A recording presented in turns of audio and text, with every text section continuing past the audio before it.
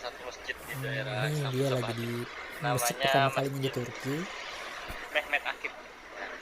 Masjid Muhammad Mehmet Akif. Masjid ini adalah masjid pertama kali yang saya datangi ketika saya tiba di Istanbul Sabahat. Assalamualaikum. Binsai, bincang santai, yang nyantai aja. Yuk, nyantai.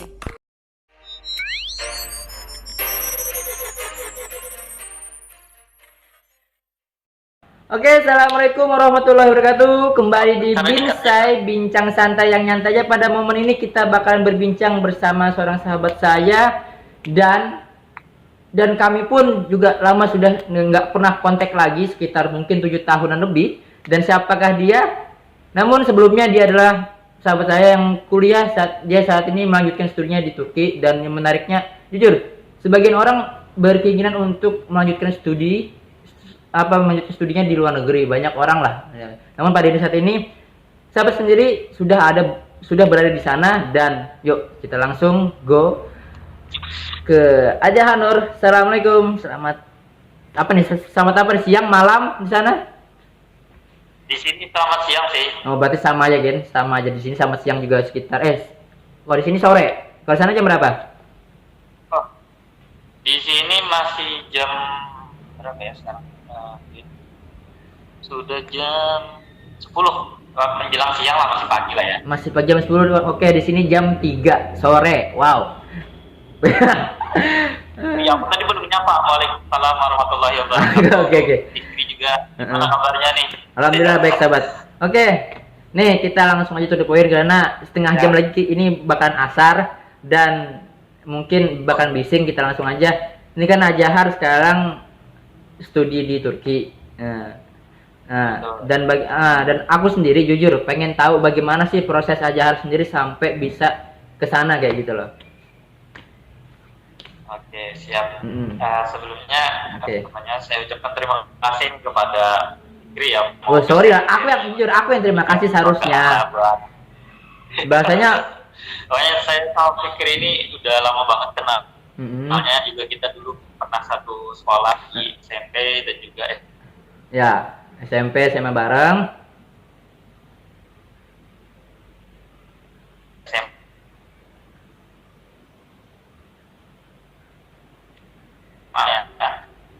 Masalah saya banyak dari apa ya, bantuan dari teman-teman, salah satunya dari Fikri juga. Woi, itu bohong sekali. Tapi sebelumnya juga nih, kalau tak kenal maka sayang ya, jadi kita harus kenalan dulu. Kenalkan, nama saya Aja Nur, sedangkan saya berkuliah di Istanbul Sabahat University daerah Istanbul. Saya ngambil jurusan Islam Studies atau studi Islam.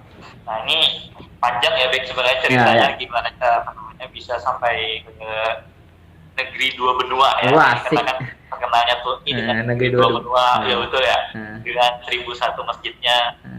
Nah, itu awal mulanya Bek, waktu itu tak lepas dari ketika kita juga di bekal kita dulu waktu di SMP sama juga di SMA ya. Itu kita punya bekal bahasa khususnya. Nah, dari bahasa ini yang akhirnya saya lanjutkan ketika saya dulu ngambil jurusan S1. Jadi kan saya ngambil jurusan S1 di pendidikan bahasa Arab di kampus Darussalam Gontor. Nah, itu di situ saya ngambil jurusan bahasa Arab tadi yang akhirnya mengantarkan saya ke Turki ini, Be. Nah, gini, yang tanya bagaimana jurusan sampai ke Turki itu bagaimana prosesnya kan gitu loh, sampai bisa berada di Turki, sampai ngambil jurusan di Turki itu gimana, dan sampai berada di Turki saat ini ya gitu. Kalau di Turki sendiri, alhamdulillah ketika saya lulus S1 ya, ketika S1 di Gontor kan 1 tahun saya istilahnya pengabdian atau bantu-bantu di kampus sana. Nah, setelah di akhir pengabdian saya, ternyata ada ketika itu salah satu kunjungan dari universitas luar negeri. Nah, kebetulan ya universitas saya sekarang ini Istanbul Sabahat, IZU lah kita singkat dengan IZU ya. Nah, IZU ini datang ke kampus saya, dia lagi ketika itu sosialisasi dan juga ketika itu di kampus sedang ada MOU dengan antara kampus di Turki dengan kampus di Indonesia, yaitu salah satunya adalah Unida Gontor. Nah ketika itu apa namanya di akhir acara kami tadi, di sana apa namanya dari perwakilan kampus Turki ini menawarkan bahwasanya siapa mahasiswa yang ingin melanjutkan kuliah di luar negeri itu bisa apa namanya akan dikasihkan beasiswa dengan cara mendaftar lewat jalur ini. Jadi nanti di situ ada websitenya, di situ kita isi berkas, nanti juga ada tesnya begitu, Bik. Dan alhamdulillah ketika itu saya menjadi salah satu yang diterima lah di beasiswa ini begitu. Wow. Jadi gitu ceritanya, Bik. Ketika itu ada datang lah. Berarti ketika kembali di bahwasanya ketika kita mau mencoba dan akan bisa kan? Betul. Oke, ini sudah diterima di Turki, bednya sudah diterima di apa namanya, Izu ya? Izu, iya. Izu, oke, Izu. Nah, dan pada momen apa sih yang terkesan saat pertama kali berada di Turki gitu loh? Saat landing di Turki, bagaimana sih momennya dalam hati Ajahar gitu loh saat berada di Turki? Oh, akhirnya aku bisa sampai Turki untuk melanjutkan studiku kayak gitu. Wah. Ya kan? Ini apa ya? Pastinya bahagia, pastinya bahagia. Gimana? Nah, kesempatan ini kan apa namanya istilahnya salah satu kesempatan langka lah yang bisa aku dapatkan. Dan ini juga memang aku baru sadar, ternyata juga ini masuk dari salah satu target tujuan aku. Jadi aku kan punya target. Nah, salah satunya ternyata pernah nulis ingin berkuliah ke Istanbul, Turki. Turki ketika itu tulisannya Turki. Nah, ternyata ini terkabul dan itu buat aku menjadi hal yang sangat Masya Allah, istilahnya bahagia banget, alhamdulillah. Dan terus ketika aku landing ya berapa kali ini juga pengalaman sih sebenarnya waktu itu naik pesawat dengan berapa jam durasi yang panjang karena kan berapa jam lama sekali ya. Ketika itu aku masih 6 jam karena ada transitnya ya. 16 jam. Berapa 16 jam? Nah, jadi iya 16 jam. Jadi dari Indonesia ketika itu aku ke Muscat, terus dari Muscat lanjut lagi ke mana tuh? Turki. Baru nyampe di Turki setelah 16 jam perjalanan. Nah ketika itu awal mula aku datang di Turki, Masya Allah itu luar biasa ya, takjub ya istilahnya, takjub. Terus lagi juga ya kita melihat langsung lah negara yang dulunya aku belum pernah keluar negeri kayak gini. Jadi pertama kali keluar negeri ya ke Turki ini gitu. Nah itu ada istilahnya dari banyak banget yang bikin aku istilahnya terkejut lah, wah apa sih ini? Dari bahasanya, aku nggak ngerti bahasa Turki kan beda dengan bahasa Inggris sama bahasa Arab ataupun bahasa lainnya lah. Terus juga terus juga di sini muka-muka orang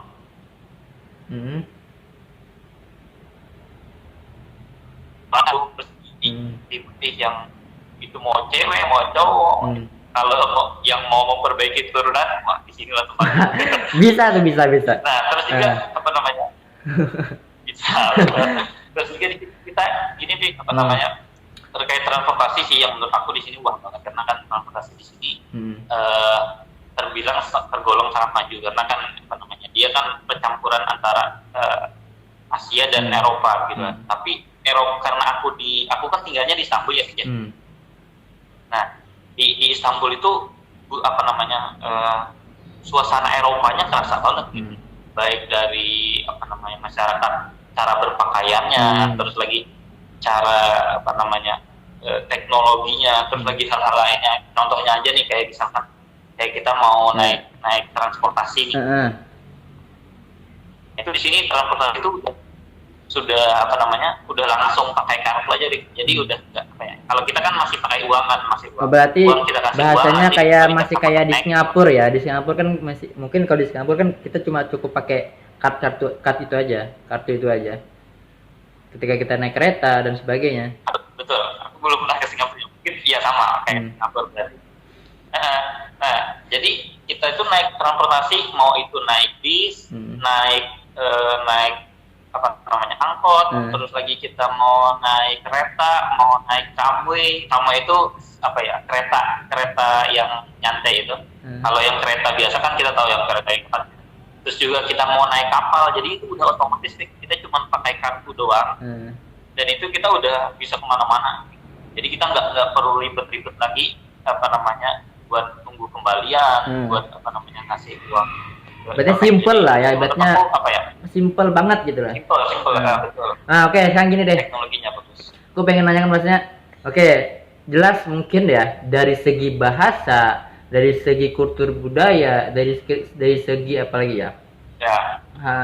Kebiasaan kita tersendiri. Nah, apa sih perbedaan? Ibaratnya menurut Ajar sendiri, apa sih perbedaan dari saat kita berada di negara kita sendiri dengan kultur orang lain, dan seberapa lama nih Ajar bisa beradaptasi di lingkungan orang tersebut gitu loh? Betul. Ini pertanyaannya sering sih ditanyain teman-teman juga yang ketika itu waktu luar negeri ya. Gimana sih Zar? Dari luar negeri ada makanannya beda kan sih? Ya jelas lah.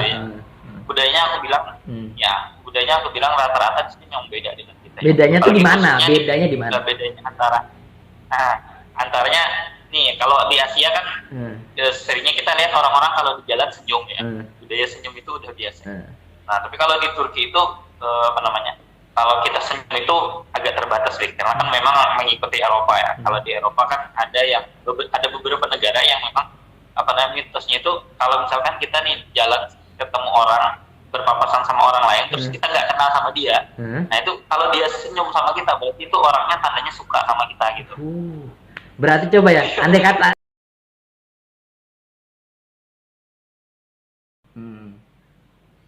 budaya senyum tadi yang berbeda di sini. Terus lagi yang kedua terkait bahasanya di sini, Terus. Gimana? Terus gimana? Terus tentang pertama budaya senyum, yang kedua terus lagi di sini budaya makannya ini. Wah, ini makanannya beda banget sih kalau aku ya. Apalagi khususnya yang lidah kampung kayak aku ya. Desa, sama aja kita bro, sama aja sahabat, sama aja. Nah, gimana terus? Masih benar-benar terkejut sih. Contohnya kalau misalkan kita di desa ya mungkin kita di Indonesia khususnya itu kan seringnya pencampuran antara spicy terus lagi sweet, manis, asam, gurih gitu ya. Nah itu komponen yang ketika kita makan selalu ada gitu. Ya, jelasnya. Kalau kamu ke Turki, kalau ke Turki nih, kalau kamu makan dessertnya di sini ada baklava namanya. Baklava itu apa? Manis, manisan. Baklava. Oke. Nah, Manisan. nanti bisa disetting gambarnya mungkin ada di sini. Oke, nanti lah aku masukkan. Oke ya, nih gambarnya di sini. Oke, sebet. Ya, nah baklava itu kalau kamu makannya itu manis banget karena kan percampuran antara gula, terus lagi gula merah, terus lagi sama dia ada madunya gitu. Kalau pesek itu kayak kacang hijau. Nah, itu manis banget. Terus ada lagi nanti pas waktu makan yang beratnya, makanan yang beratnya itu nanti itu ada namanya corba di sini. Corba itu kalau kita bilang itu kayak supnya Turki begitu. Nah itu rasanya itu mohon maaf ya, ini rasanya itu kadang enggak asam enggak juga, manis banget enggak juga, ya hambar lah itu. Jadi memang orang-orang Turki di sini memang makanannya itu terkesan hambar. Kalau enggak hambar memang manis banget gitu. Jadi mereka enggak suka kayak spicy pedas banget, itu mereka enggak suka. Lagi kalau terlalu asin juga mereka nggak suka. Tapi kalau misalkan makanannya di sini ya aku bilang ya itu hambar gitu. Nah terus juga sama nih yang paling unik nih. Kalau kita kan kalau makanan nih nasi itu kan makanan makanan pokok kita ya. 3 hari sekali lah. Terus dalam sehari 3 kali kita makan nasi. Nah kalau di sini itu nasi itu bukan makanan pokok. Bahkan kalau uniknya ya, saya pernah makan di salah satu rumah makan di sini, rumah makan itu ketika saya pesan ayam, ayamnya itu saya dikasih 2, nasinya itu satu centong nasi itu dibagi 2 nasi. Jadi nasinya setengah centong dibagi 2, ayamnya banyak. Jadi dia itu kebalikannya. Kalau kita nasinya sedikit, nasinya banyak, ikannya sedikit kadang. Nah kalau mereka di sini ikannya yang banyak, nasinya sedikit. Kan gitu loh, mungkin lah kembali bahwasanya protein ayam lebih tinggi ketimbang nasi mungkin ya. Gitu ya.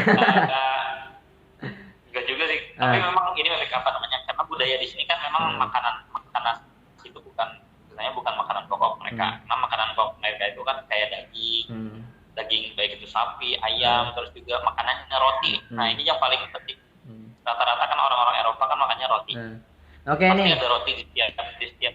Oke sip, lanjut dulu kita bahwasanya aku nanya nih, sudah berapa tahun sih di Turki, Jar? Oh ya, ini aku udah masuk tahun yang kedua gitu. Jadi sudah mau selesai dong? Iya, ini udah mau selesai. Sekarang lagi di masa-masa tulis, mohon doanya juga. Sip. Jangan seperti yang kau hadapi ini, sudah 7 tahun belum selesai juga S1-nya kan, coba bayangkan. Tapi kan pengalamannya kan berbeda juga. Iya, yang jelas kan yang pengalaman yang lebih apa ya, lebih up itu kan Azhar sendiri gitu loh. Oke nih, selama apa ya? Gimana? Ada hal menariknya yang misalnya kan Azhar sendiri pernah aku lihat di IG-nya nih, kayak apa ya? Kayak selfie di depan masjid gitu loh. Oke. Nah, itu apa sih itu? Pengen selfie 1000 masjid atau gimana gitu? Gimana tuh? Iya, di salah satu Instagram saya ya. Jadi saya punya 2 Instagram sebenarnya, Pik. Awalnya cuma 1, tapi karena kan salah satu target aku ketika itu aku punya target selain aku pengen kuliah di Turki, aku juga punya target untuk apa ya, selfie 1001 masjid. Sebenarnya itu iseng banget sih, iseng banget, tapi ya udah diterusin aja karena itu kan jadi target itu. Nah, itu nanti bisa dicek ya di Instagram aku ya. Namanya kalau yang targetnya ini Azhar Al-Faringi. Nah, itu di situ aku punya target ya. Jadi selfie setiap masjid yang aku datangin, aku sholat di sana minimal kalau misalkan waktu itu bukan sholat wajib, aku sholat sunnah lah, entah itu sholat duha ataupun sholat apa begitu. Sholat tahiyatul masjid, terus aku setelah sholat aku selfie di situ. Jadi sebenarnya tujuannya apa sih? Buatnya kenapa harus selfie 1001 masjid itu sebenarnya bukan ingin membanggakan, wah ini saya kunjungan ke masjid ke daerah-daerah enggak gitu. Tapi cuman apa? Pertama juga tadabbur sih sebenarnya, tadabbur, dan juga di situ muhasabah ya Allah. Ternyata kita harus sadar bahwasanya rumah ibadah Allah itu ada di mana-mana gitu loh. Jangan sampai kita malah kita ini punya banyak pekerjaan, kita punya banyak kegiatan, kita sudah punya banyak job dan yang lain-lainnya. Ternyata kita lupa sama Sang Khalik begitu loh. Jadi sebenarnya niat 1001 masjid itu mengingatkan kita juga bahwasanya dimanapun kita berada, jangan pernah kita tinggalkan Allah di sana. Jangan pernah kita lupakan yang dianjurkan Rasulullah di sana, yaitu ibadah sholat, ibadah zikir, sedekah dan yang lain-lainnya. Begitu. Wow, Masya Allah, ini sudah laki-laki idaman seorang wanita, banyak wanita kayak gini sudah ya kan. Sudah pintar iya, pendidikannya tinggi iya, cara bahasa Arab Inggris oke.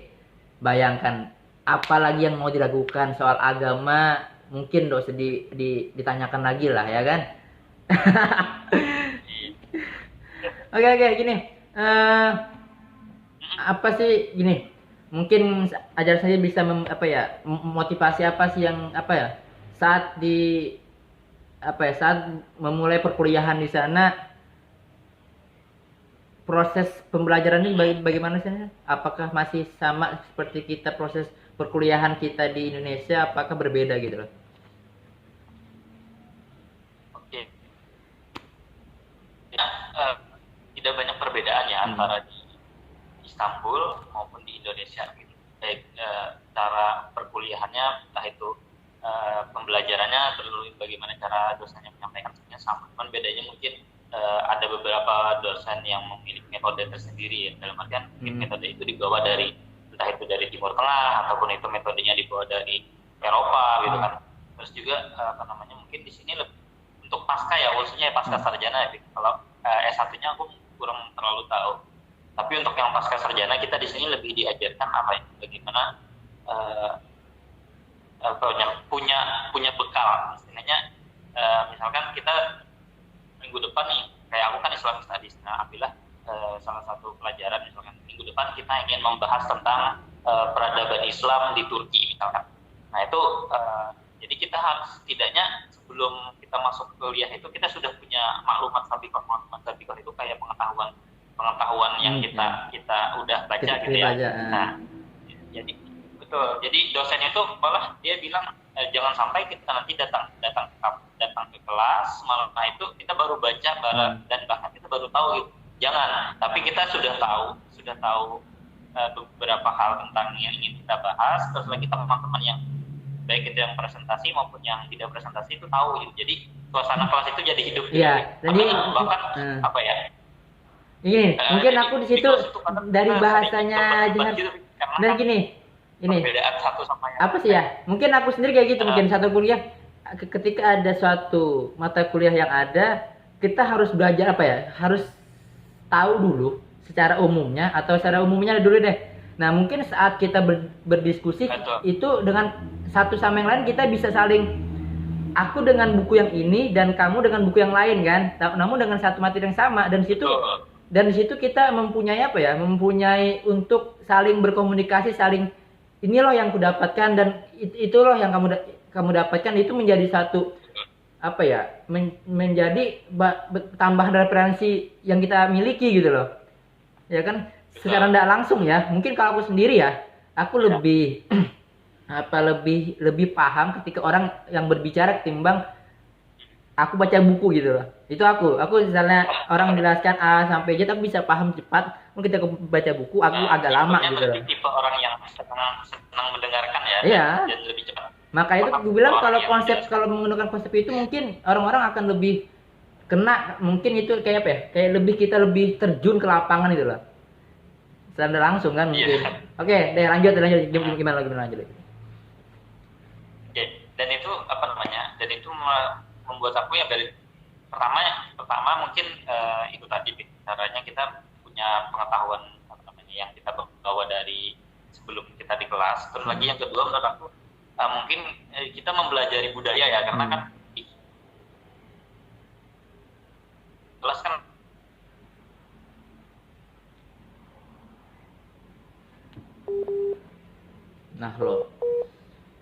hubungan ulang. Karena kita ada yang Madinah, terus juga ada yang dari Maroko, ada yang asli Turki sendiri, terus ada beberapa dari luar negeri yang lain. Nah, itu kan kita kan mempelajari di kultur kultur mereka ya. Ada yang kalau kita di Indonesia kan, karena kalau orang menjelaskan itu kita dengerin dulu, udah tahu topiknya apa, dan menurut kita kayaknya beda gitu loh. Nah, baru kita ungkapkan saran kita kan. Kalau mereka itu beda, gimana? Ada yang kita baru ngomong nih, terus salah. Itu langsung ditanya, apa? Di mana kata-kata hali? Istilah ini misalkan, ini salahnya di sini gitu aja. Jadi langsung dipotong ya. Langsung disambar gitu ya. Baru misalnya kita mau bicara A, gitu, langsung beng. Itu mungkin jadi jadi itu kan perbedaannya. Kalau kita Indonesia kan simak dulu apa sih tujuan dari kalimatnya itu kan. Betul. Nah kalau di situ memang mereka ada budaya. Ya udah, kalau misalkan menurut mereka ini salah, ketika itu juga ayo kita bahas, diskusikan langsung ini kan. Tapi ada juga memang beberapa dosen yang itu menyuruhnya kalian simak dulu sampai selesai, baru nanti apa namanya kita diskusi di akhir gitu, biar kondusif juga kan. Oke deh. Nih. Itu dibalik itu ya, karena kan perbedaan kultur. Oke, baik. Dari semua itu aku pengen nanyakan, kan sudah berada hampir 2 tahun di Turki, otomatis pernah berkunjung kemana-mana. Oke, mungkin hampir setengah Turki pernah dikunjungi kan. Nah, jadi sudah kemana aja nih? Atau kesan apa yang terhebat di situ selama kunjungan jalan? Nah, kalau masalah ini juga, ini kan aku harus cerita juga nih, bahwasanya PK aku di sini tuh beasiswanya bukan kuliah mandiri kan, ataupun dibiayai semuanya. Tapi aku beasiswa di sini kan untuk kuliah aku, sedangkan living cost-nya aku